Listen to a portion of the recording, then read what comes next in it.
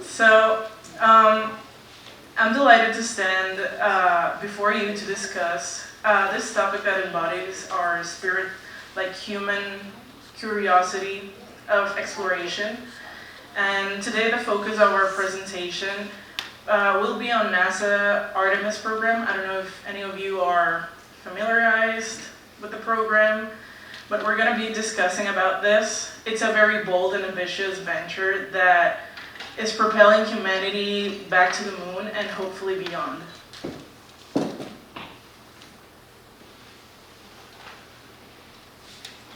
Throughout our presentation, we will discuss into different facets of the Artemis program. We will explore the mission architecture, including the Artemis 1, which is an uncrewed test flight. Then we will talk about the Artemis 2, which will see astronauts orbit around the moon, and then the Artemis 3, which is considered one of the most important missions. Moreover, we will discuss the development of cutting-edge technologies, the Lunar Gateway space station that will serve as a stepping stone for lunar missions, and the innovative concept of the Artemis base camp, aiming to establish a sustainable presence on the moon. So you may ask the question of why is space exploration and the Artemis program so crucial for humanity? This is a question that we will discuss and address during the presentation.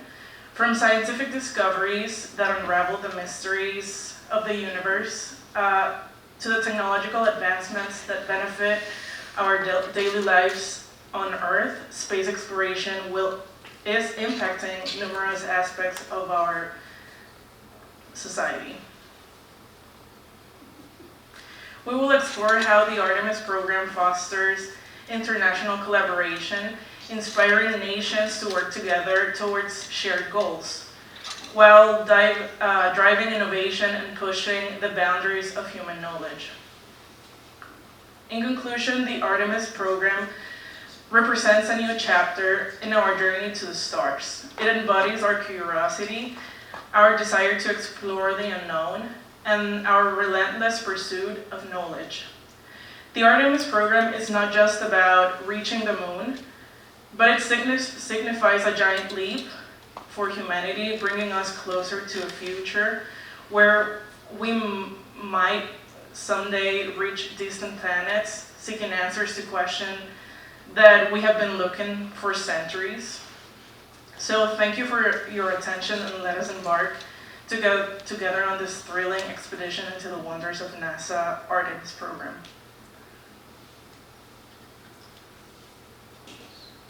So I created this presentation in sections so you guys have a better understanding and structure of the facets that we're going to talk about. The first would be understanding Artemis as a project itself. And the Artemis program stands on the shoulders of the Apollo missions. It has been helping with the knowledge and experience and achievements gained during NASA's historic lunar exploration program. And it separates, and while separated by decades, Artemis builds upon the missions and legacy of the Apollo in several crucial ways. One of them would be the return to the moon. This is the most apparent link between the Artemis and the Apollo missions. As you can tell, they have shared goals by returning humans to the moon. And just as Apollo accomplished in 1960s and 1970s, the Artemis aims to land astronauts on the lunar surface once again. By doing so, the Artemis honors the spirit of exploration that were defined during the Apollo era. and it brightens the humanity's interest of doing lunar exploration once again. The second point would be the advancements in technology. The Apollo missions were a testament to the human ingenuity driving advancements into space technology. Artemis benefits from these technological developments and incorporates modern innovations to make lunar missions safer, more efficient, and more sustainable. The third point would be a foundation for Mars. This is a key objective of the Artemis program because the Artemis is to serve as a stepping stone for crewed missions to Mars.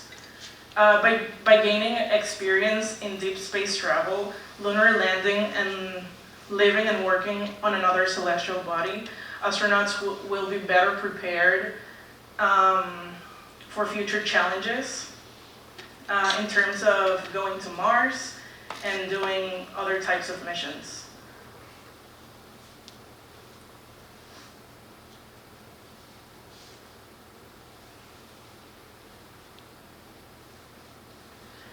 The fourth point would be, as mentioned before, international collaboration.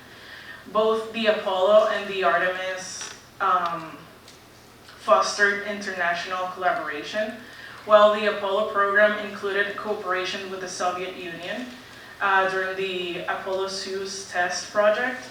The Artemis is explicitly designed to be a global endeavor. The Artemis aims to unite different nations and helping share and pursue their same interests. In this case would be space exploration. And it also will create an opportunity for countries to work together and have help with different resources and achieve common goals. The fifth point would be learning from past missions. The Apollo missions provided valuable lessons for space exploration. By studying the successes and challenges of the Apollo, the Artemis program can refine mission planning, spacecraft design, and operational procedures.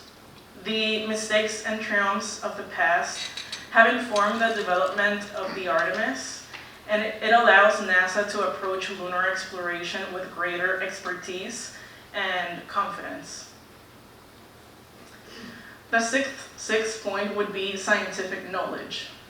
The Apollo missions generated a wealth of scientific data about the moon.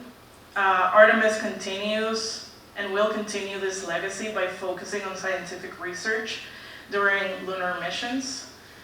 New and improved instruments aboard the Artemis spacecraft will collect data to expand our understanding of the moon's geology, resources, and potential for future exploration.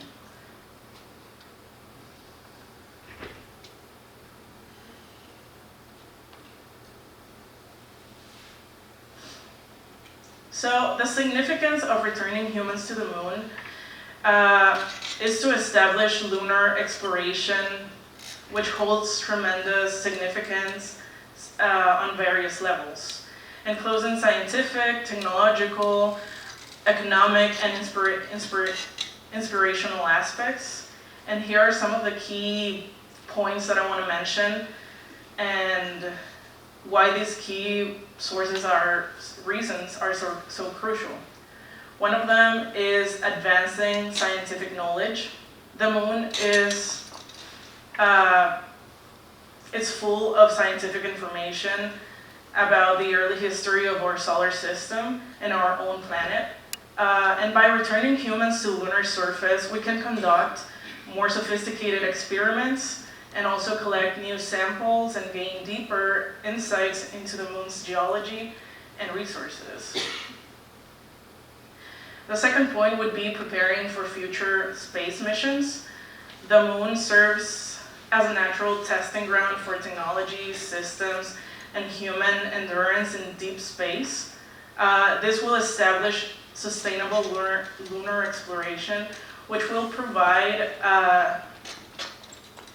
a developed and validated crucial which will provide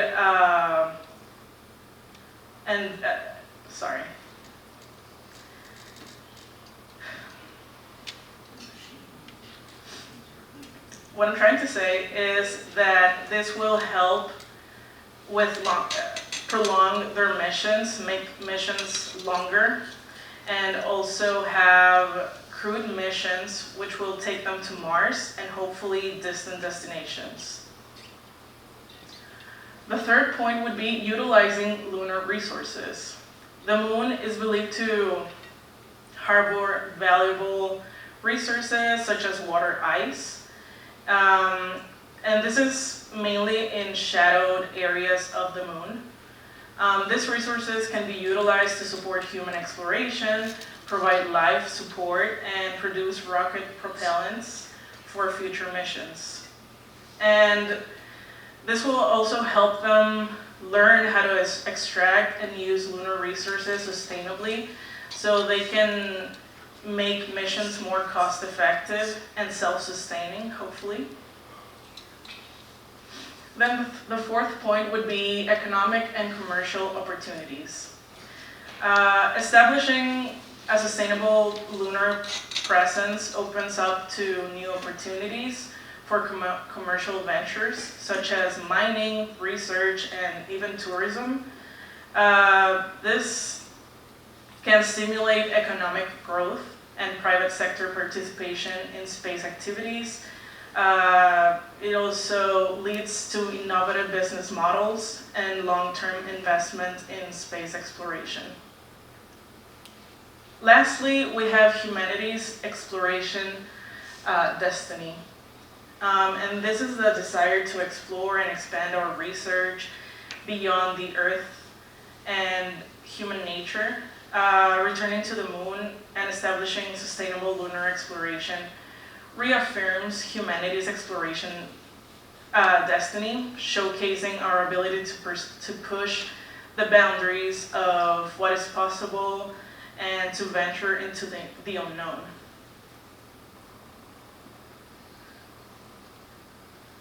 So our second section would be the history of lunar exploration.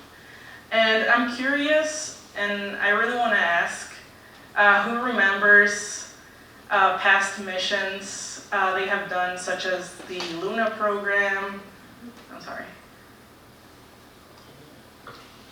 the Luna program, or the Ranger program, or the Apollo?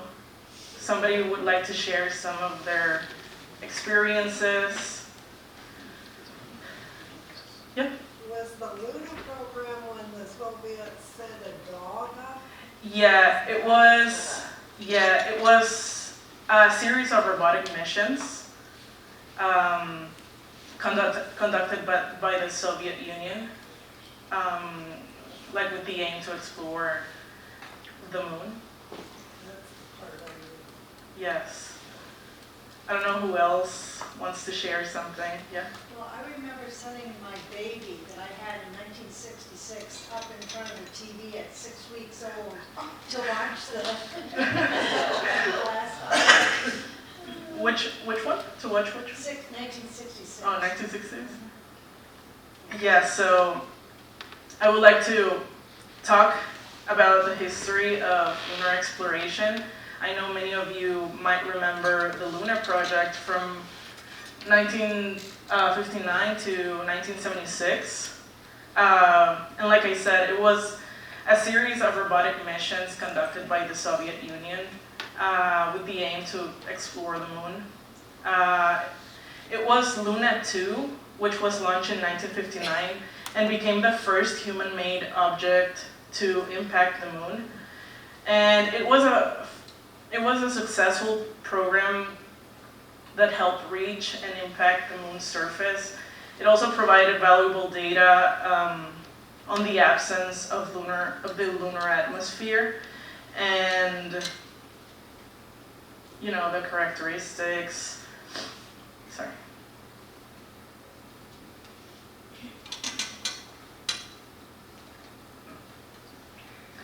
Then in 1966, we have Luna 9, which was the first spacecraft to achieve a soft landing on the moon. It also transmitted the first images from the lunar surface, which provide, again, crucial information on the surface conditions and the terrain of the moon. Then we have the Ranger 2. The Ranger program. This was conducted in 1961 to 1965. It was a series, in this case, of American robotic missions conducted by NASA to capture close-up images of the moon's surface before crashing into it. The Ranger 7, let me show you an image here. This is from the Ranger 7. It was the first successful mission to transmit a close-up of the moon before the impact.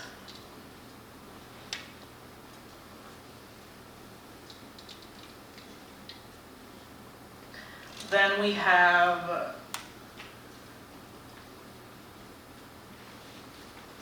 the Surveyor program from 1966 to 1968. And this program was a series of 7 robotic missions that achieved soft landings on the moon, again to study the surface, and it also helped identify safe and sustainable landing sites for the Apollo. So beforehand they conducted the series of test flights. And in 1966, Surveyor 1 was the first successful soft landing by the moon by the United States, paving the way for human landings. So then we have the Apollo program, which is, I guess, the most popular one. From 1961 to 1972, the Apollo was a series of crewed lunar missions conducted by NASA. So we have the Apollo 8 from 1968, marked the first human flight to orbit the moon, and the iconic Earthrise, which, let me show you here. There's a photo. It's this one. Is the iconic Earthrise photograph showing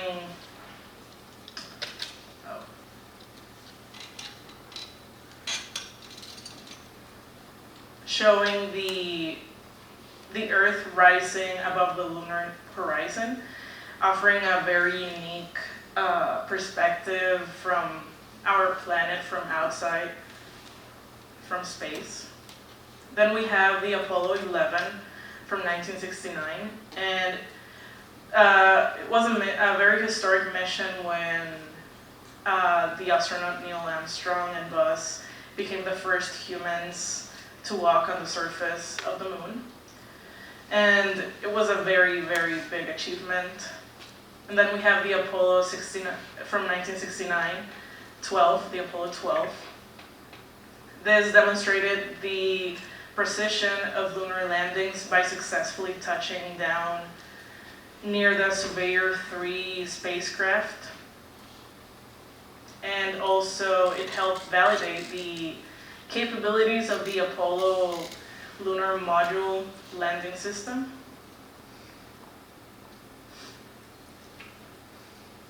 After that, we have the Apollo 13.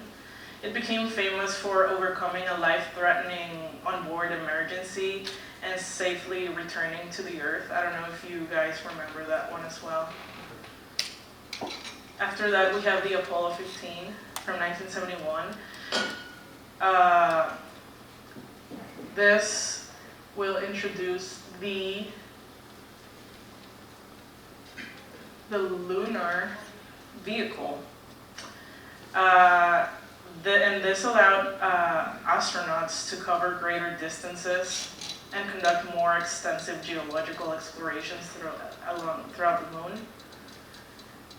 Then we have the Apollo 16 from 1972. It explored lunar highlands and craters, and it also helped conduct experiments and collecting samples that revealed more about the moon's geological evolution.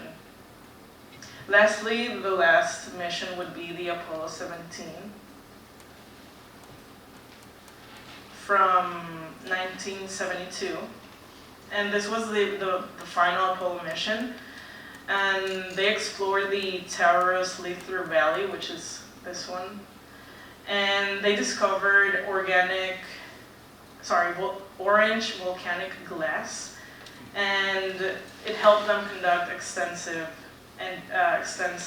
geological surveys.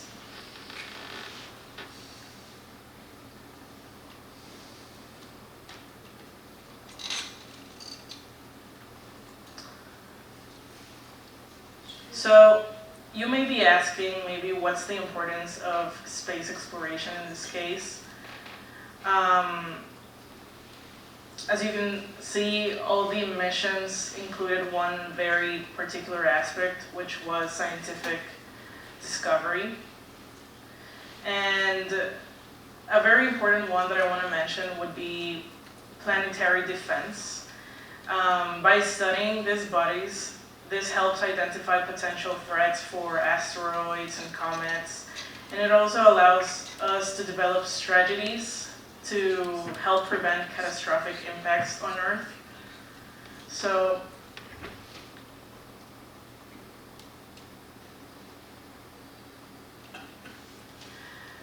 the third section that I'm going to talk about would be the Artemis mission architecture.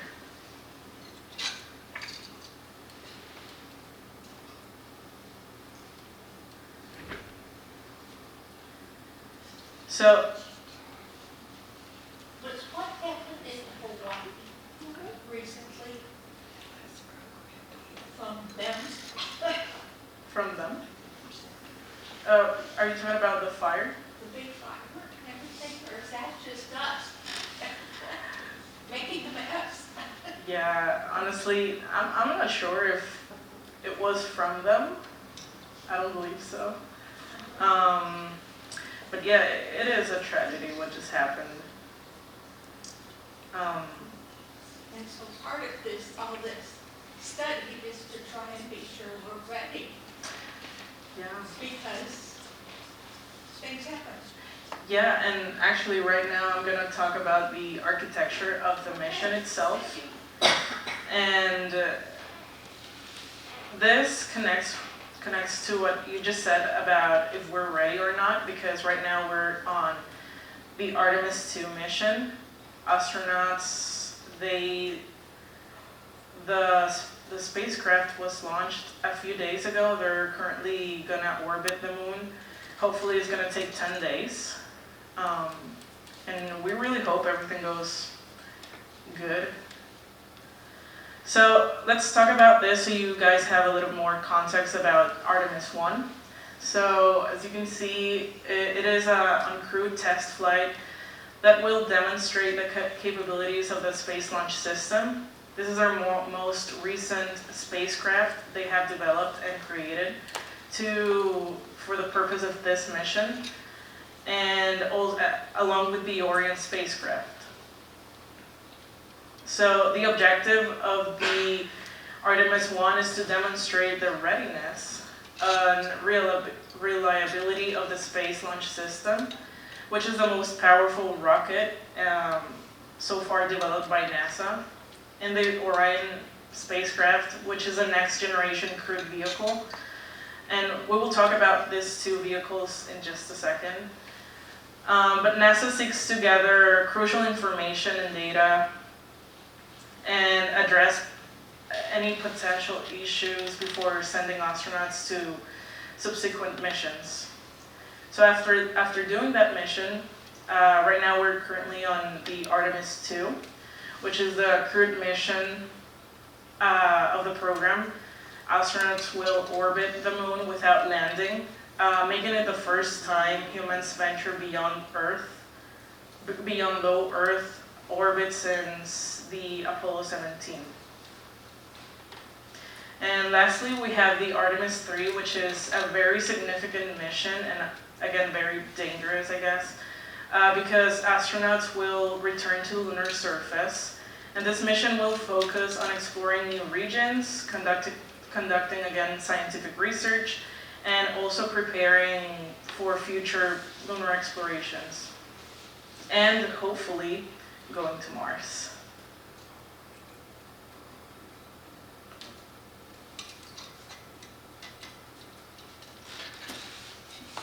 So right now I'm going to talk a little bit more about the technical aspects of the Space Launch System and the Orion spacecraft. So this is the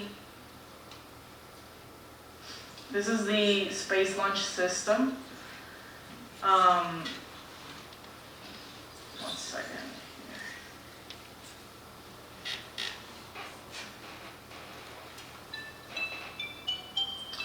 And as I mentioned before, this is their most recent and most powerful and advanced launch vehicle. It is designed to propel spacecraft and payloads into deep space destinations, including the Moon, Mars, and beyond.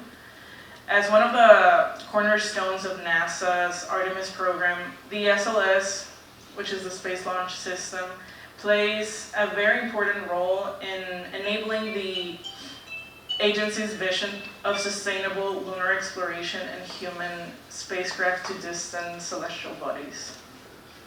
The objective and purpose of the primary objective of the SLS is to provide the necessary lift capabilities to send a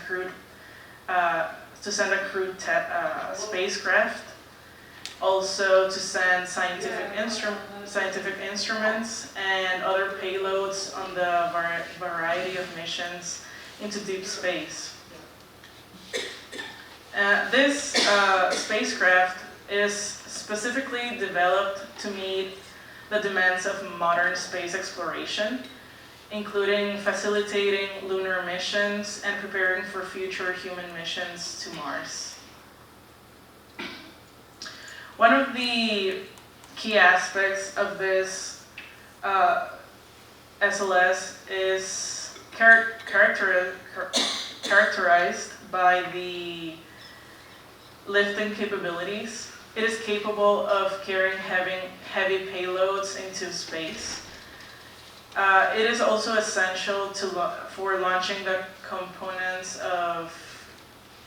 needed for crewed missions. This will include the Orion spacecraft, which is where all crewed members will go. It's their vehicle. And another key aspect would be modular design. The SLS is designed with a modular architecture that will allow various configurations to accommodate for different mission profiles. Not all missions are the same, so the SLS will be designed to accommodate depending on the demands of their missions. So, as I mentioned, the Orion spacecraft, the SLS is designed to carry the Orion spacecraft, which will go up here. This is where it goes. So let me show you. This is the Orion spacecraft. So this is the vehicle where all astronauts will fit in. It can hold up to 4 passengers. And this spacecraft is the next generation crewed vehicle. Its capabilities and design are a testament to NASA's commitment to astronaut safety and mission success, and the advancement of space exploration technologies. And the capabilities of this spacecraft will include deep space travel, which is, Orion is specifically designed for deep space missions. It also has the ability to support astronauts for extended durations in space. Its systems are engineered to withstand the rigors and long journeys. And also it includes to help them protect from radiation and microgravity. So for those who don't know what microgravity is, this has become a big problem because the bones and muscles don't have the support and for the body mass, and so they will experience any sort of muscle loss. So this type of technology will help astronauts to avoid those problems, those issues. Also, the Orion can accommodate a crew of up to 4 people, up to 4 astronauts, for missions beyond the Earth orbit. Bless you. This includes the equipment, the supplies, and the life support systems necessary for the well-being during their missions. A very important one would be returning to Earth. Orion is designed for safety re-entry and splashdown, utilizing a heat shield to withstand the intense heat that is generating during the re-entry of Earth atmosphere. It also has parachutes, which are deployed to slow down when it descends, and also to control the splashdown in the ocean. Another benefit would be life support systems. This will include provisions for temperature control, humidity regulation, and removal of carbon dioxide. And then a very important one would be emergency abort system. This spacecraft is equipped with an integrated launch abort system, which is designed to swiftly pull the crew away from the rocket in case of an emergency during launch. So I think that's a very important one because I think we all remember a tragedy that happened a couple of years ago, and we really want to avoid that happening once again.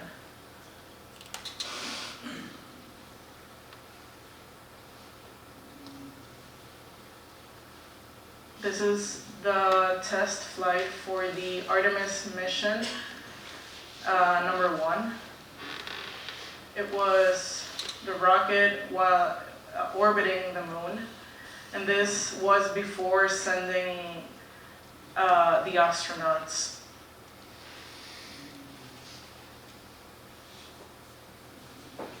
This is the Orion, the testing of the Orion spacecraft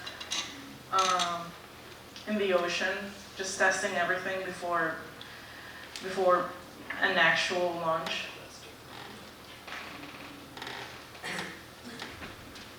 Then we have section number 5, which is lunar gateway and lunar surface operations.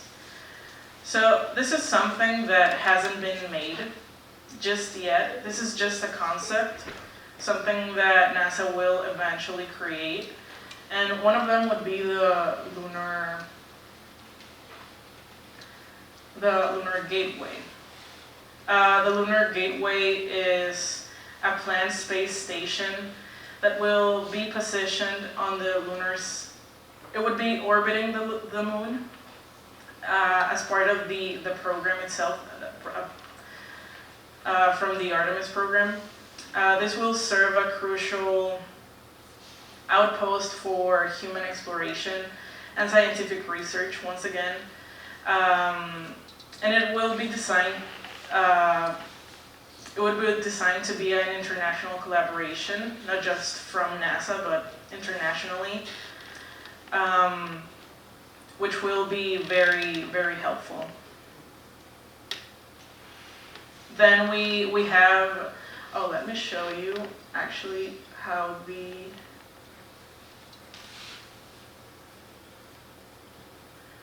this is just concept images of the lunar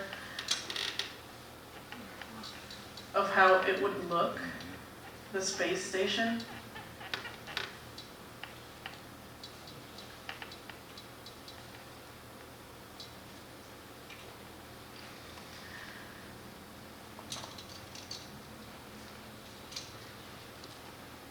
And then I wish I could show you some of the concept images of the lunar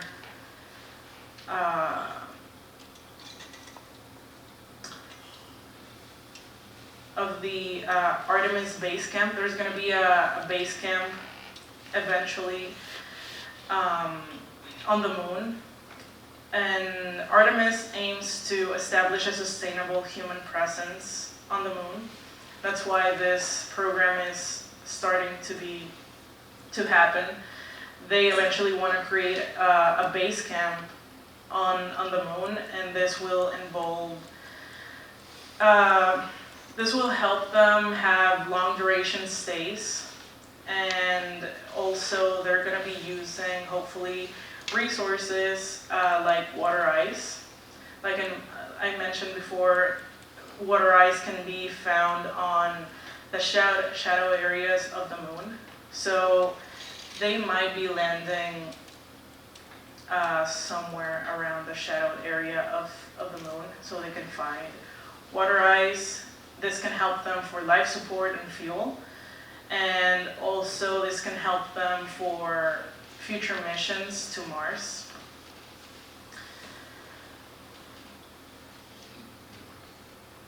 And lastly, I would like to show you a video.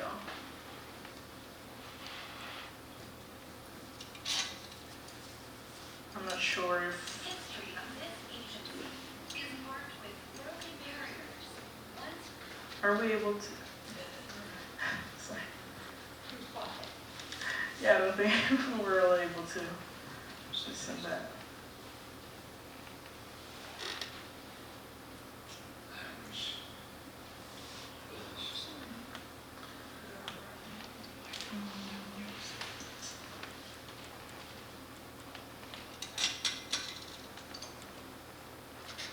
This one.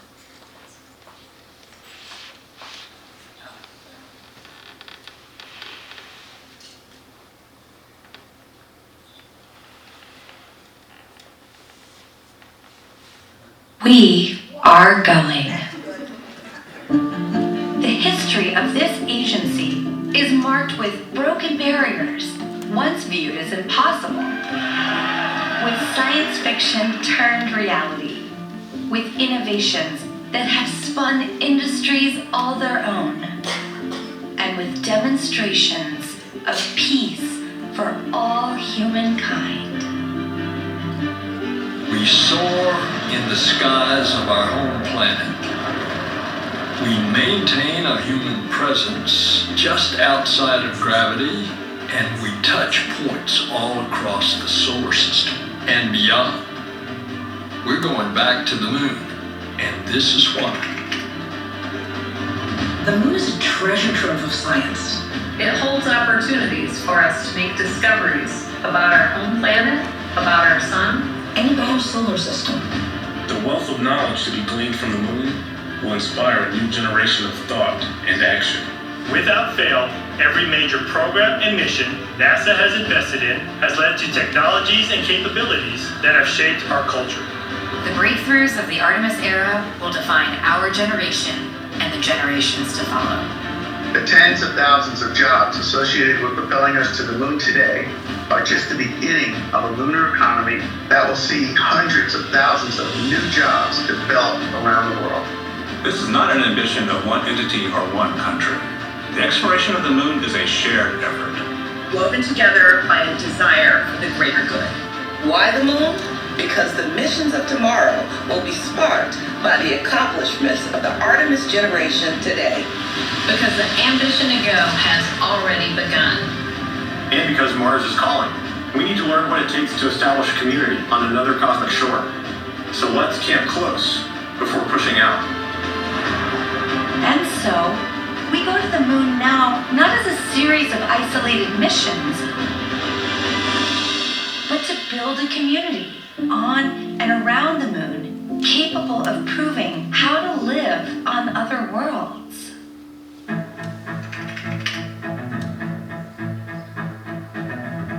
lessons from more than 50 years of peaceful exploration to send a new generation to the lunar surface to stay. We will anchor our efforts on the lunar South Pole to establish the Artemis base camp, positioning us for long-term science and exploration of the lunar surface. We will prove what it takes to assemble a complex ship in deep space. We will perfect descending down to and returning from a distant surface. We will learn how humans can survive and thrive in a partial gravity environment. With improved spacesuit designs, mobile habitats, and with reconnaissance robots pre-positioning and relocating supplies. We will learn how to utilize the resources we find on these little worlds, starting with finding water ice and purifying it into drinkable water. And refining that into hydrogen for fuel and oxygen to breathe. We will establish fission power plants on the surface of the moon, capable of supporting a growing community of efforts. And we will expand the logistics supply chain to enable commercial and international partners to resupply and refuel deep space outposts. None of this is simple or easy, but nothing in our history ever has been. The Eagle has landed.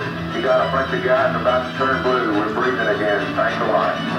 This kind of continuous lunar presence is a natural extension of all that we've learned in low Earth orbit. And what we will accomplish there will ensure the monumental missions to Mars are within reach. As we ready the launch of the first Artemis mission, and as commercial companies ready their lunar landers for the first private payload deliveries, we have already begun to take the next step.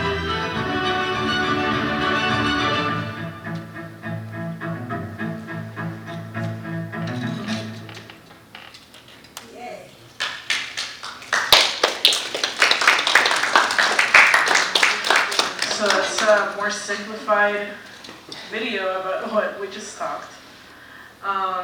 Actually, they showed a concept image of how the base camp might look like. Let me show you.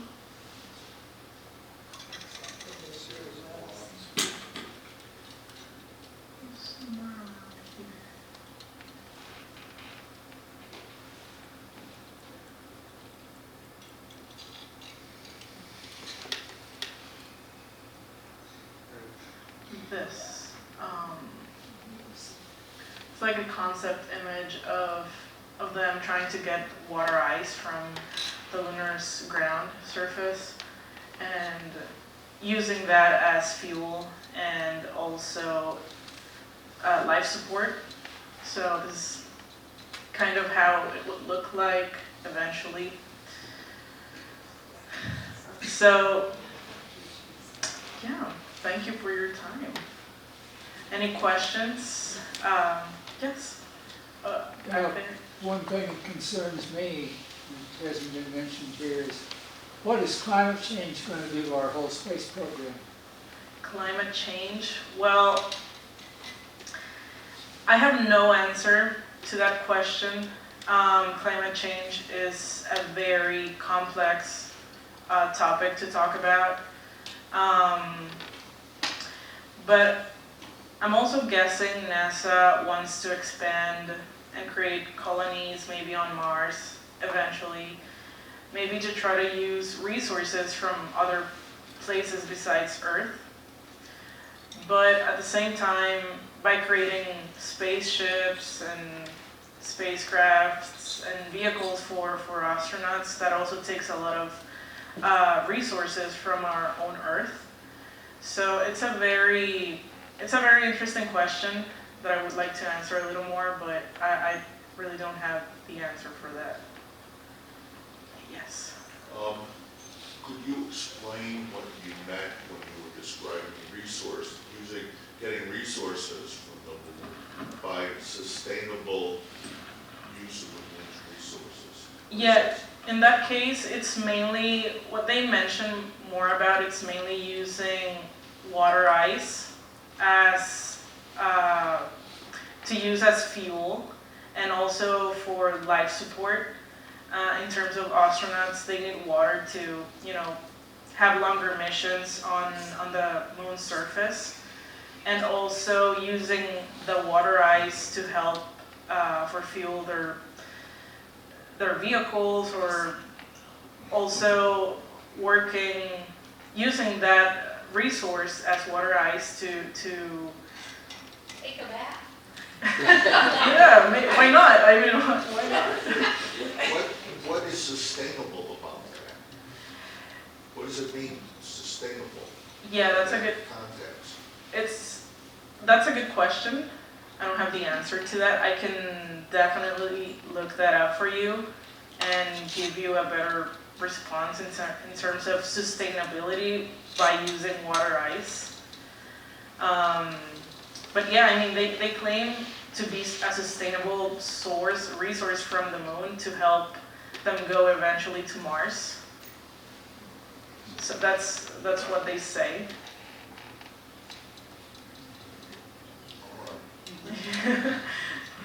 Yeah. Yes. When does NASA project that they will be able to land another man on the moon? When? That would be part of the Artemis 3, mission number 3. Right now, they're currently on their mission to orbit the moon only and returning back. That would take approximately 10 days. I don't think there's an actual date for when Artemis 3 will begin, because they need to test everything first. They need to make sure that that's secure and safe for them to land again in the moon, because their purpose is to stay there for longer periods of time to conduct extensive research and see what else they can use from the moon as resources. Yeah. Yeah. In the past, NASA has been advertised highly target dates, and that just kind of, it piggybacks on that question. Yeah. Maybe you don't have a date, but I think, for example, it's been approaching 60 years since we put a human on the moon. Yeah. Is there like a target date for when we're going to put people back on the moon's surface? I can look that for you to see if we have dates established. I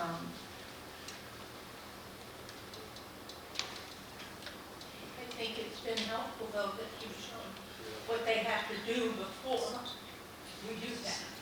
And that they don't have a time frame right now, I suspect. But they're getting closer and closer, and Yes. maybe someday they'll tell us. The little information that I have right now would be Artemis 3 mission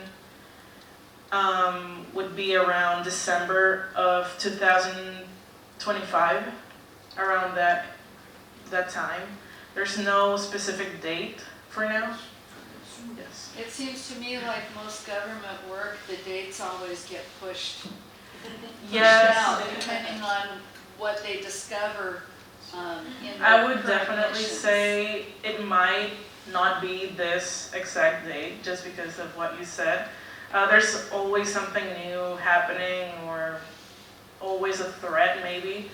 So yeah, I mean, let's hope that it's going to happen in December 2025, but who knows? Who knows? That's almost here. Yes. It is scary.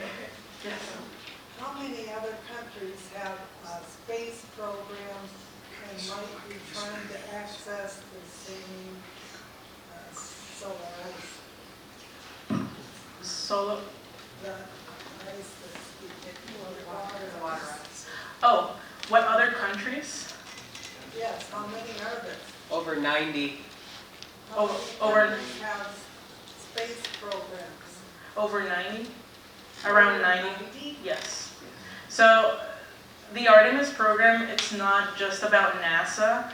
It would be a series of global collaboration between different countries, because many countries kind of share the same goal of going outside, exploring the moon, or even going to Mars. That's a very popular one. They really want to see if we can colonize Mars eventually, but we need to start with the moon and then eventually going to Mars. Any other? Yeah? I wonder which order things happen. There's going to be the space station that's going to orbit the moon. That's going to be built, I presume, in space. And then there's going to be the base on the moon. Yes. And I presume astronauts going from the moon to the space station and back and so forth. Yes. So the space station is going to be built first, and then, then they're going to be on the surface. Yes. That's number 2. Yeah, it would be like the Earth space station, but located on the moon. So there's the Earth one, and then there's going to be the moon space station. And after that, like you said, they're going to establish a base camp and eventually stay there for longer periods of time, investigating, conducting research. It's all about those components, yes. And then in the meantime, then there'll be all kinds of missions from Earth to the space station, and then to the, back and forth to the space station, astronauts and so. Yes. The idea is, I presume, that's going to be there'll be traffic in both directions. Yeah, so basically that's why they created the Space Launch System. That rocket will help them achieve this missions, because they're all going to be different. They're all going to have different focuses. So the Space Launch System will help them take all the equipment necessary to build the space station, and then to build the base camp on the moon's surface. Yes. And in addition to that, the Orion spacecraft would be able to attach to the lunar space station. So it's going to be easy access for them to be going to the space station located in the moon. Any other questions? Yes. Just thank you very much. No, thank you. 15 years ago, we were down in Huntsville, Alabama, touring the Rocket Center. Okay. In the huge room with the Saturn V rocket, in the corner was a little thing about what comes next. And it was this program, Artemis. Yeah. It was just poster boards at that time. And now finally something's really happening. Yeah, it's been a long journey. The same with, I don't know if you guys are familiarized with the James Webb Telescope.